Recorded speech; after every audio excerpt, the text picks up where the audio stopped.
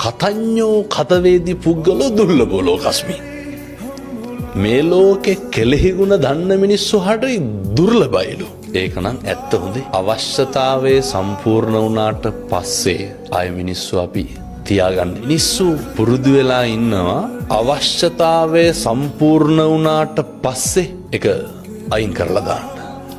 ඒක නොසලකා හරින්න. ඊට පස්සේ මිනිස්සු පුරුදු වෙලා ඉන්නවා. කවුරු හරි අපිට උදව්වක් කරපුවාම අපි හිතමුකෝ දැන් අත්දැකීම් ඇති ඕන තරම් හොඳයි.